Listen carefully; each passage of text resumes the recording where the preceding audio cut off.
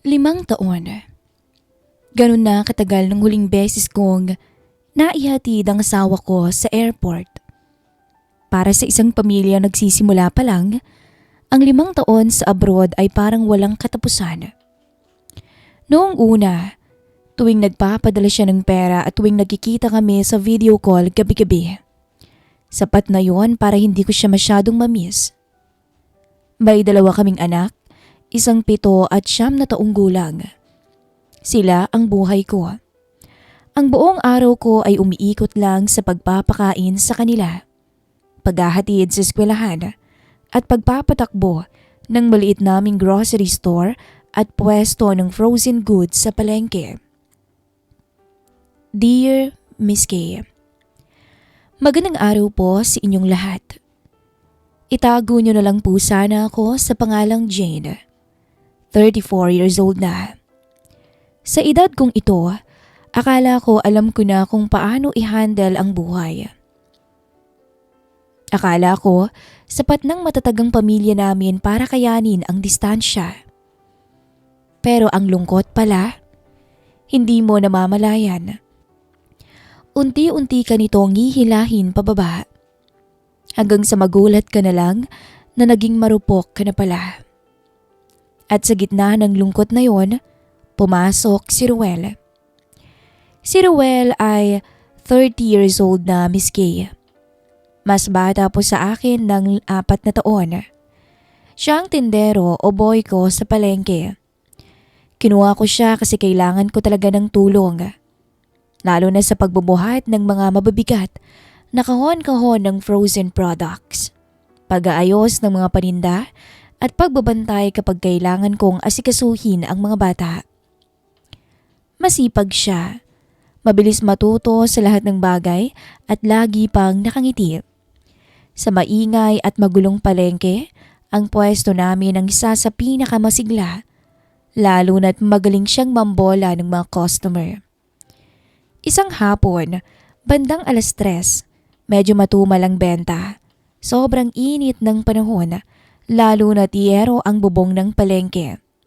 Walang kahangin-hangin at maririnig mo lang ang ingay ng mga tricycle sa labas at ang sigawan ng ibang mga tindero. Nakaupo ako sa tapat ng electric fan.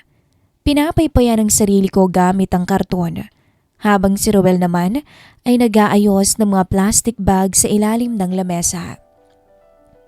Ate Jane, mukhang puyat ka na naman at pagod na pagod ngayon ha, sabi niya. Kumuha siya ng isang malamig na bote ng tubig sa freezer at iniabot sa akin. Inom ka muna, baka magkasakit ka pa niyan sa init. Salamat, Ruel. Sagot ko naman, sabay dikit ng malamig na bote sa noo ko. Ay, kulang lang siguro sa tulog. Nag-asikaso pa kasi ako ng homework kagabi eh. Umupo siya sa maliit na upuan sa tabi ng counter, malapit sa akin, pero hindi naman masyadong dinikit ang sarili niya. Dapat nagpapahinga ka rin. Alam ko namang mabigat ang trabaho mo rito. Ikaw lang mag-isang gumagawa ng lahat, pati na sa bahay niyo. Ang mga salitang iyon, ikaw lang mag-isa, ay parang sumaksak sa puso ko. Sa 5 taon na wala ang asawa ko, Miss K, lahat ng tao sa paligid ko, ang mga biyanan ko, ang mga hipag ko, mga kapitbahay, at mga kaibigan ko, ang lagi nilang sinasabi sa akin ang iswerte ko raw kasi malaki ang pinapadala ng asawa ko buwan-buwan. Ang tingin nila sa akin, malakas ako at kayang-kaya ko ang lahat. Si Ruel lang ang kauna-unahang tao na nakapagsabi na nakikita niyang nahihirapan din ako. Tumingin ako sa kanya. Seryosong mukha niya. Hindi tulad ng dati na palaging nagbibiro. Doon ko lang napansin kung paano lumaki ang katawan niya ngayon dahil na rin sa pagbubuhat araw-araw at kung paano tumulong pawis niya. Biglang bumilis ang tibok ng puso ko, kaya umiwas ako ng tingin sa kanya at pilit na lamang ng umiti. Ganon talaga, Ruel. Para sa mga bata, sanayan lang talaga. Pero ang totoo, hindi ko na rin pala kaya. Hindi ko namamalayan, unti-unti nang nagbabago ang takbo ng araw ko. Kung dati ay nagmamadali akong umuwi pagkatapos mag-ayos ng pwesto, ngayon ay nagtatagal pa ako. Mas naging maingat na rin ako sa itsura ko. Kung dati ay nakapambahay lang ako at magulo ang buhok kapag pumupunta sa palengke, ngayon Miss Kay, nag-aayos ako. Nagpupulbos, nagkikilay. Para kanino? Hindi ko alam. Sa tuwing tatanungin ko ang sarili ko, natatakot ako sa pwedeng maging sagot ko. Naging mas malalim ang mga usapan namin ni Ruel. Kapag walang tao, nagkukwento siya tungkol sa buhay niya, sa mga pangarap niya noon, at kung paano siya nagtsatsaga para sa mga magulang niya. Sa bawat kwento niya, nakikinig ako ng mabuti. Mas gusto ko pang kausap siya kaysa sa asawa ko na kapag tumatawag, walang ibang sinasabi kundi tungkol lamang sa pera, sa negosyo, at sa mga bata. Yun ang palaging tinatanong. Wala siyang ibang sinasabi. Hindi niya man lang tinatanong kung, kumusta ka na mahal? Pagod ka na ba? Nawala na yung lambingan namin. Parang akong naging manager na lang niya, na tinatanong palagi tungkol sa mga bayarin. Isang gabi, patay ng mga ilaw sa ibang pwesto. Kami na lang dalawang natitira kasi nagbibilang pa kami ng mga natirang paninda sa freezer. Nililinis ni Ruel ang counter habang ako naman ay nagbibilang ng pera sa tapat ng calculator. Ruel, makibaba na nga yung hatak na pinto sa pwesto natin para makauwi na tayo. Utos ko habang nagko-compute. Narinig ko ang ingay ng bakal habang binababa niyang pinto. Pagkatapos, lumapit siya sa akin para iabot ang listahan ng mga kailangang biling paninda bukas. Sa pag-abot niya, nakaramdam ako ng kakaiba nang dumampi ang balat niya sa akin. Hindi ko binawi ang kamay ko. Manhid na akong manhid pero hinayaan ko lang. Tumingala ako sa kanya.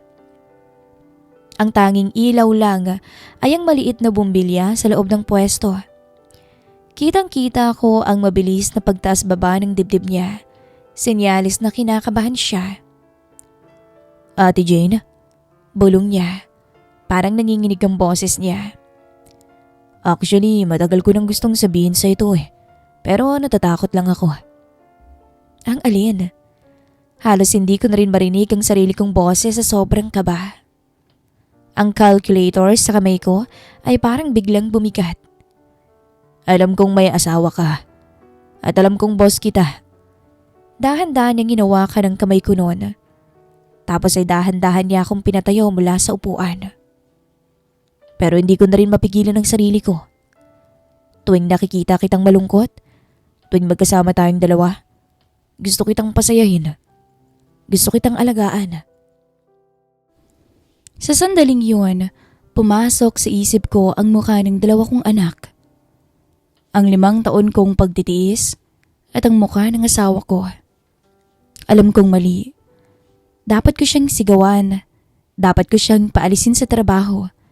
Yun ang tamang gagawin ng isang matino na ina at asawa. Pero mas nanaig ang pagiging babae ko na 5 taon nang walang kasama. Walang halik, walang yakap. Ang lungkot pala ay parang gutom. Kapag masyado kang matagal nang nagtitiis, kahit anong pagkain ang ilagay sa harap mo, kakainin mo na kahit alam mong makakasira pa ito sa buhay mo. Ruel, mali yan, sabi ko. Pero ang totoo, palapit na ang mukha ko sa kanya at wala na akong lakas para lumayo. Alam ko, sagot niya. Doon, Miss Kay. Hinalikan niya ako sa aking labi. At doon, nakalimutan ko ang asawa ko. Nakalimutan kong kasal na ako. Sa sulok ng maliit naming pwesto sa palengke, sa tabi ng freezer at mga paninda, kinalimutan ko ang lahat. Ang kamay niyang magaspang dahil sa pagtatrabaho ay naging pinakamainit na bagay na humawak sa akin sa loob ng 5 taon. Ito ang unang gabi ng lihim naming relasyon. Ang unang hakbang sa isang malaking gulo na ako mismo ang pumili na pasukin. Kahit alam kong walang magandang mangyayari sa huli. Pagkatapos ng gabing yun, parang nagbago ang ikot ng mundo ko. Tuwing gigising ako sa umaga, ang unang pumapasok sa isip ko ay hindi ng chat ng asawa ko mula sa abroad, kundi ang mukha ni Ruel. Natatakot ako sa sarili ko. Tuwing titingnan ko ang dalawa kong anak habang kumakain sila ng almusal, nakakaramdam ako ng matinding hiya. Pakiramdam ko, napakadumi kong ina. Pero kapag pumasok na ako sa palengke at nakita ko ng ngiti ni Ruel habang nagbubuhat ng mga paninda, biglang nawawala ang lahat ng guilt sa puso ko. Naging eksperto kami sa pagtatago. Sa harap ng ibang mga tindero at mga customer, kami pa rin ang mag-amo. Ate Jane pa rin ang tawag niya sa akin at pautos pa rin ang tono ko sa kanya. Pero sa ilalim ng lamesa, kapag nag-aabot ng sukli o kapag magkatabi kaming nag-aayos ng mga frozen goods, doon nagsisimula ang nakaw na hawak at ang mga tinginan na kami lang ang nakakaalam. Ate Jane, ubos na pala yung mga chicken nuggets natin sa display. Kukuha muna ako sa bodega sa likod. Malakas sasabi ni Ruel isang hapon habang marami pang tao sa palengke. Sige Ruel, dalian mo ha, para makabenta pa tayo ng marami. Sagot ko na parang walang pakialam sa kanya. Pero ang totoo, alam ko nang ibig sabihin nun. Ang bodega namin ay isang maliit at masikip na kwarto sa likod lang ng pwesto namin. Doon nakatabi ang mga reserbang freezer, mga lumang karton at mga gamit sa paglilinis. Walang bintana roon at saradong pinto kaya walang nakakakita mula sa labas. Pagkaraan ng 5 minuto sumunod ako sa likod. Pumasok ako at dahan-dahang sinara ang pinto ng bodega. Bago ko pa man maibaba ang hawak kong notebook, tumingin na ng kakaiba si Ruel sa akin. Inihirap niya ako sa kanya at niyakap ng mahigpit. Namiss kita, Jane. Bulong niya sa tenga ko sa loob ng bodega. Hindi ate ang tawag niya sa akin. Ruel, dalian mo't ba kami makakita sa atin? Nasa labas lang mga tindero. Kinakabahan kong sabi, pero ang totoo, miss na miss ko rin siya. Ang bango niya, isang amoy na panlalaki na may halong amoy araw. Pero para sa akin, yun ang pinakamabangong amoy sa mundo. Sa loob ng bodegang yun, sa gitna ng ingay ng mga freezer at amoy ng mga nagkalat na karton, doon muli kong pinagtaksilan ang asawa ko, Miss Kay. Doon ko naramdaman ang pag-aalaga na matagal ko nang hinahanap. Si Ruel, hindi lang puro sarili niyang iniisip. Pakiramdam ko, ako ang pinakamahalagang babae sa buhay niya. Sa mga bawat sandaling yun, nakakalimutan ko na may asawa kong nagpapakapagod sa ibang bansa para sa amin. Ang tanging mahalaga lang sa akin ay ang init na namamagitan sa amin ni Ruel. Pero Miss Kay, ang masayang tagpo na yon ay laging may kaakibat na takot. Isang gabi, pagka-uwi ko sa bahay, kakatapos lang namin kumain ng hapunan ng mga bata nang biglang tumunog ang telepono ko. Video call mula sa mister ko. Bigla akong kinabahan. Huminga muna ako ng malalim bago ko sinagot ang tawag. Lumabas ang mukha ng asawa ko sa screen. Mukha siyang pagod, maitim ang ilalim ng mga mata at talatang galing sa mabigat na trabaho sa factory. Jane, kumusta kayo riyan? Ang mga bata, kumusta? Kumain na ba? Tanong niya. Ang boses niya ay walang kabuhay-buhay. Para bang routine na lang ang lahat. Oo, tapos na kaming kumain. Natutulog na yung mga bata sa kwarto eh. Pagsisinungaling ko, dahil ang totoo ay nanonood pa sila ng TV sa sala. Hindi ko lang gustong lumapit sila, baka mahalata ng asawa ko na iba ang kilos ko. Mabuti naman. Kumusta ang benta sa palengke? Malaki ba ang kinita natin ngayong linggo? Alam mo naman, marami tayong bayarin. Kailangan rin natin mag-ipon para sa tuition ng mga bata. Sunod-sunod na sabi niya. Ayos naman. Malakas pa rin naman ang frozen goods. Si Ruel masipag at magaling magkasikaso kaya hindi ako masyadong nahihirapan. Lalo na pag busy sa school ang mga bata. Sabi ko, Bumilis ang tibok ng puso ko nung mabanggit ko ang pangalan ng lover ko. Ayos yan. Buti na nga lang din at may maaasahan kang tindero riyan para hindi ka rin masyadong mapagod. O paano? Matutulog na ako ha? Maaga pang pasok bukas eh. Mag-iingat na lang ka riyan palagi. Sabi niya bago niya binaba ang tawag nang hindi man lang naghihintay ng sagot ko. Walang I love you, walang I miss you. Binaba ko ang cellphone ko sa lamesa at nakapaupo ako sa may sofa. Parang gusto kong maiyak. Naawa ko sa asawa ko dahil alam kong nagpapakapagod siya roon.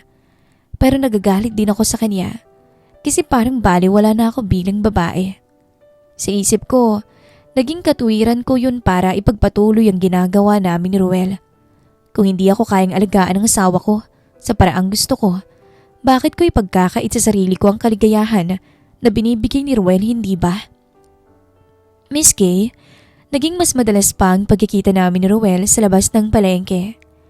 Kapag Sabado na ng hapon, inihahatid ko ang mga anak ko sa bahay ng biyanan ko para roon magpalipas ng weekend.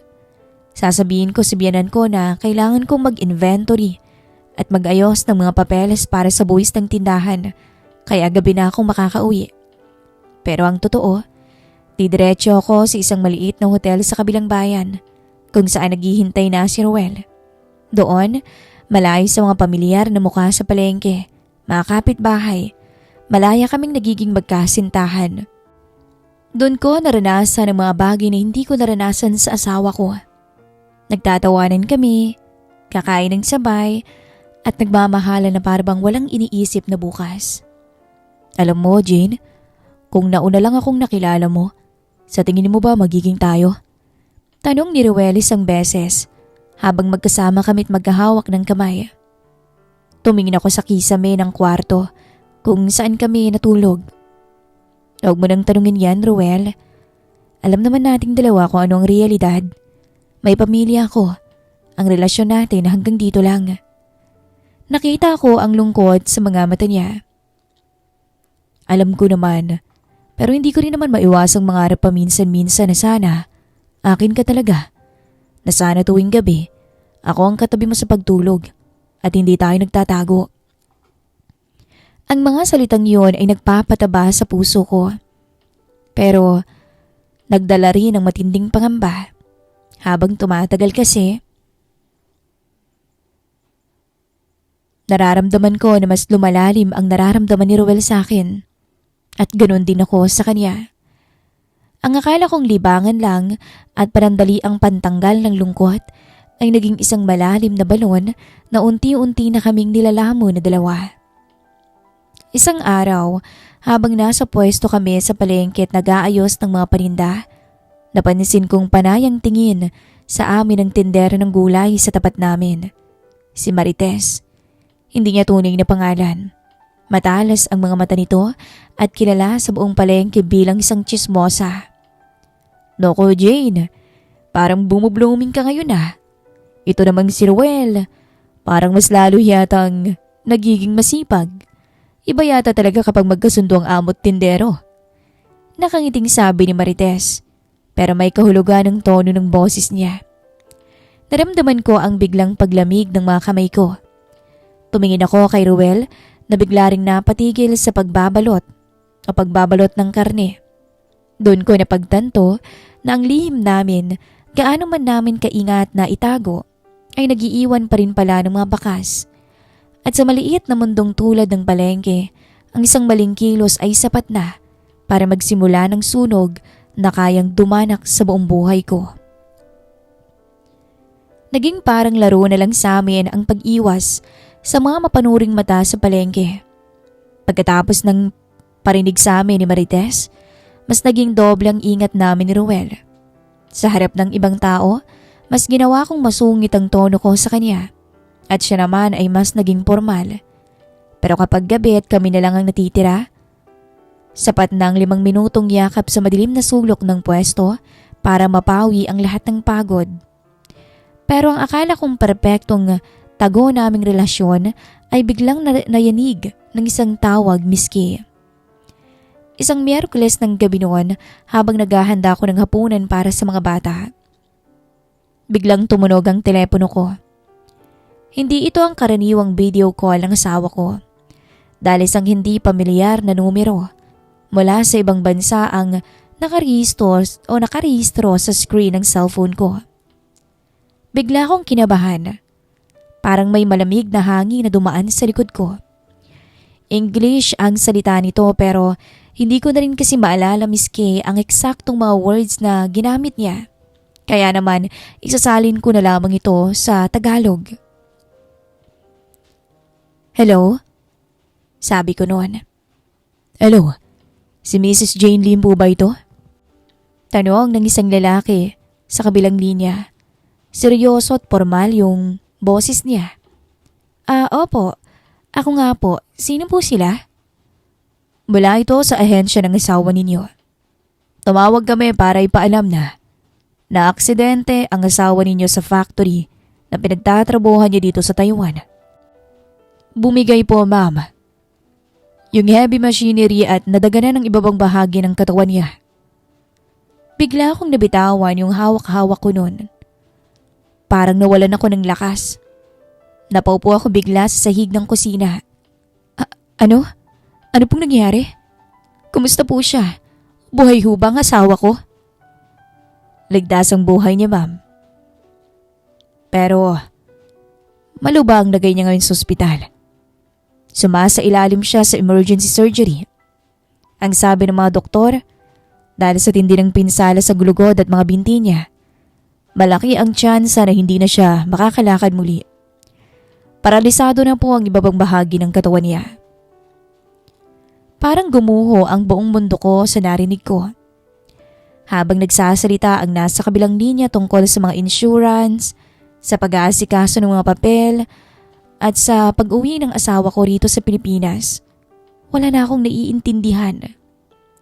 Ang tanging naririnig ko na lang ay ang sarili kong mabilis ang paghinga at ang lakas ng tibok ng puso ko. Noong gabing yon, umiyak ako ng umiyak.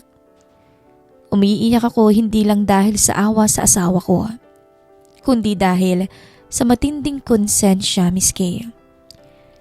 Habang nakikipagkita ako kay Ruel, sa bodega, sa hotel, ang asawa ko'y nagpapakapagod at ngayon ay dumadanas ng ganitong trahedya.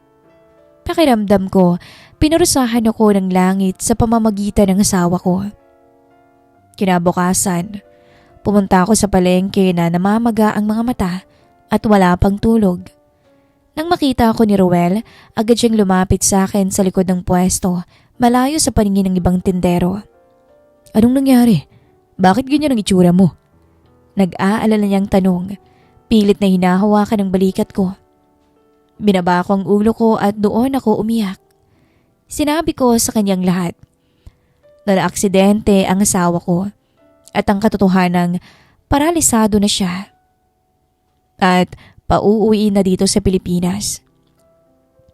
Dahil hindi na siya makakapagtrabaho pa. Biglang natahimik si Ruel. Nakita ko ang halo-halong emosyon sa mukha niya. Gulat, awa, at higit sa lahat takot. Takot na baka ito na ang katapusan ng kung anong mayroon kami. So, paano na tayo ngayon, Jane? Mainang tanong ni Ruel. Ang boses niya ay punong-puno ng lungkot. Iiwanan mo na ba ako? Tumingin ako sa kanya. Iyon ang dapat kong gawin.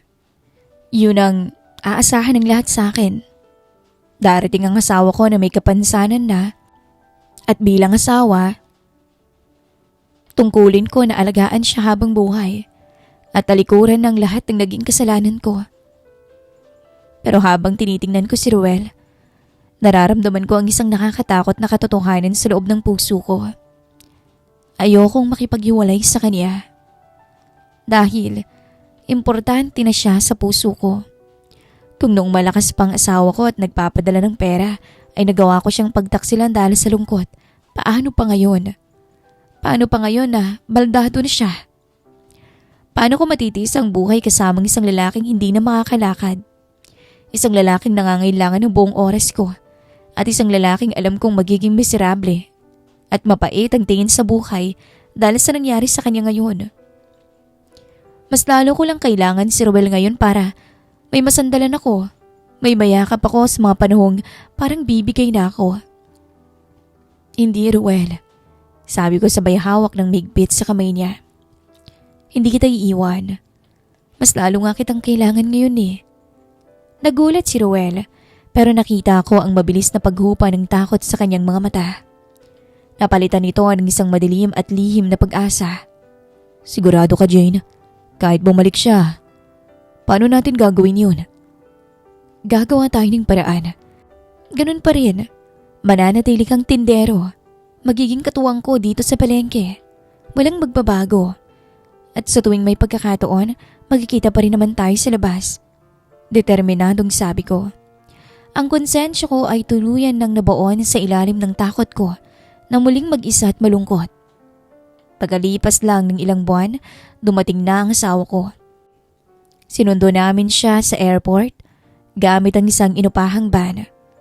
Nung makita ko siyang nakaupo sa wheelchair, payat at walang emosyon ang mga mata, parang biglang piniga yung puso ko. Ang dating masigla kong asawa ay parang isang anino na lang ng kanyang nakaraan. Inuwi namin siya sa bahay. Ang unang ilang linggo niya ay naging impyerno. Tama ngang hinala ko. Naging mainitin ang ulo niya. Madalas siyang sumisigaw. Nagwawala kapag hindi niya makuhang mga gamit niya. At umiiyak sa gabi dahil sa kawalan ng pag-asa. Ako ang nagasikaso sa lahat. Mula sa pagpapaligo sa kanya hanggang sa pagpapakain. Gabi-gabi, pagkatapos ng nakakapagod na pag-aalaga sa kanya at sa mga bata, nahihiga ako sa tabi niya sa kama na parang isang lantang gulay. Tinitingnan ko siya habang natutulog. Walang natitirang atraksyon, walang natitirang init. Ang tanging nararamdaman ko na lang ay obligasyon. At ang obligasyong yon ang unti-unting pumapatay sa akin araw-araw. Kaya naman Miss Kay, ang palengke ang naging takasan ko. Ang tindahan namin ang naging langit ko sa gitna ng impyerno na bahay ko. At si Ruel ang naging oxygen ko. Mukhang hirap na hirap ka na, Jane. Sabi pa niya isang hapon habang nakaupo ako sa counter, tulala at pagod na pagod. Lumapit siya at dahan-dahang hinawakan ng balikat ko. Ang hawak niya ay parang gamot sa lahat ng sakit ng katawan ko. Sobrang hirap, Ruel. Para bang hindi ko na kaya. Kung hindi dahil sa'yo, nakikita ko rito araw-araw baka nabaliw na ako sa bahay. Pag-amin ko, habang pinipikit ko ang mga mata ko para damihin ang init ng kamay niya. Huwag ka mag-alala. Andito lang ako palagi, hindi naman kita iiwan. Bulong niya. Sa paglipas ng araw, naging mas mapangahas pa kami ni Ruel. Hindi na kami nagmamadali ngayon. Ang bawat sandali, kasama si Ruel, ay parang naging paghiganti ko sa malupit na tadhana. Ang bawat halik niya ay naging paalala na buhay pa ako. Na babae pa rin ako. Hindi lang isang tagapag-alaga ng asawa kong paralisado. Alam kong mas lalo akong naging masamang tao. Kung dati nagkasala ako sa asawa kong nasa malayo, ngayon ay nagkakasala ako sa asawa kong nasa bahay lamang namin mismo. Na walang kalaban-laban at umaasa na lamang sa akin. Sa tuwing naiisip ko yon, tinatanong ko rin ang sarili ko. Sino bang mag-aalaga sa akin kung di ko aalagaan ang sarili kong kaligayahan? Patuloy ang naging relasyon namin ni Ruel. Mas matindi at mas natali kami sa isa't isa. Ang asawa ko ay nasa kama, walang kamalay-malay na ang lalaking pinagkakatiwalaan niyang magbantay ng tindahan ay saring kalaguyo ng misis niya. Lumipas pa ang araw. Ang buhay namin ay naging isang routine ng pagsisinungaling, pagtatago at pag-aalaga. Sa umaga, bago ko umalis ng bahay, inihahanda ko ang pagkain ng asawa ko. Aayusin ang mga gamot niya, titiyakin ko na maayos ang higaan niya. Pagkatapos, tititigan niya ako. Gamit ang mga matang punong-puno ng pasasalamat. Mga matang nagsasabing, ako lamang ang inaasahan niya sa mundo. Ngingiti naman ako sa kanya at hahalikan ko siya sa noo. Pero sa loob-loob ko, natatakot ako sa sarili ko. Dahil pagdating ko sa palengke, Kay Ruel agad ako didiretso. Hindi nalaman ng asawa ko ang relasyon namin. Para sa asawa ko, ako pa rin ang tapat, masipag at mapagmalasakit na asawa na nagsasakripisyo para sa pamilya. Si Ruel, mas naging malalim ang relasyon namin. Parang ang naging dalawa ng buhay ko. Ang buhay ko sa bahay bilang isang tagapag-alaga, ina at asawa. At ang buhay ko sa palengke bilang isang babaeng nagmamahal at minamahal. Isang hapon, habang nag-aayos kami ng mga bagong dating na frozen products sa bodega, niyakap ako ni Ruel mula sa likod. Pinatong niyang baba niya sa balikat ko habang pinapanood namin ang pag-ikot ng bentilador. "Jane, hanggang kailan tayo magiging ganito?" Mahina niyang tanong. Walang galit sa boses niya, puro lungkot lang. "Mahal kita pero nasasaktan naman ako sa tuwing naiisip ko na pagkatapos ng trabaho rito, uuwi ka sa kanya, na kailangan mong magpanggap na siya ang mahal mo, naalagaan mo siya." Humarap ako sa kanya at hinawakan ng mukha niya. "Ruel, alam mo naman ang sitwasyon, di ba? Hindi ko pwedeng iwan ang asawa ko. Kung nung malakas siya ay hindi ko magawa, paano pa ngayong lumpo siya? Huhusgahan ako ng buong mundo, kakamuhian pati ako ng mga anak ko." "Alam ko," buntong hininga niya. "Pero tao lang din naman ako, Jane eh. Nakakapagod din kaya, nagtatago palagi.